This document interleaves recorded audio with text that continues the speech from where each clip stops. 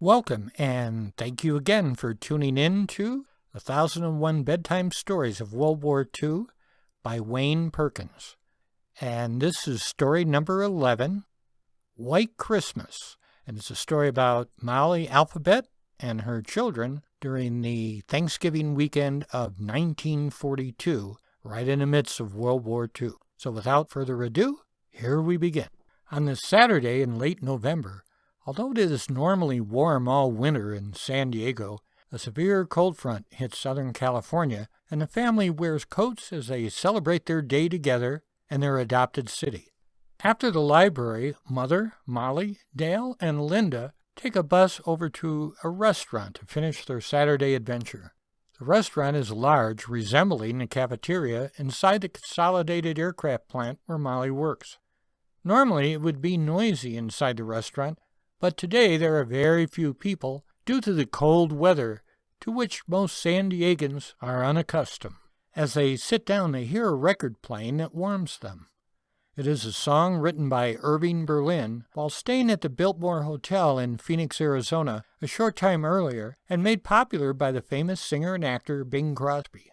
No one talks while the song plays because the words of the song exemplify the lessons learned today. The song is about a white Christmas, just like the ones we used to know. The song is about hope. Sunday flies by very quickly for the family, and they stay warm in their apartment reading the books from the San Diego Public Library. Mother gladly washes and irons clothes for the family and cooks the meals, grateful to be living with her daughter and grandchildren in relative harmony. Molly prepares for the work week and gets the children ready for school the next day. Before tucking them into bed, she reads the biography of Davy Crockett, King of the Wild Frontier, to the children. Just before closing the book, she reads one of Davy's well-known sayings, "Always be sure you're right, and then go ahead." As the family sleeps peacefully around the world, many disturbing events cause a sense of urgency in the American defense industry. However, during the weekends, life for the family seems to be almost normal in a land that is still free. Over there, many large battles raged.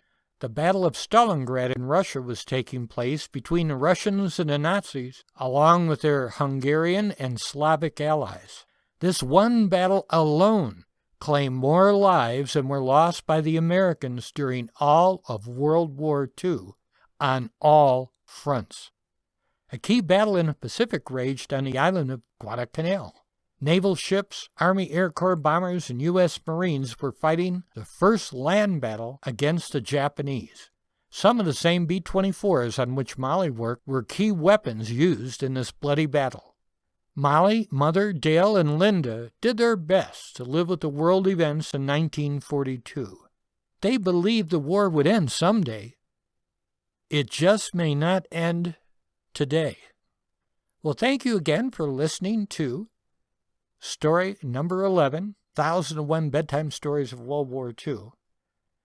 Most of these stories you will find in my book, The Last Flight of the Daisy Mae, a story of heroism and hope at 17,000 feet.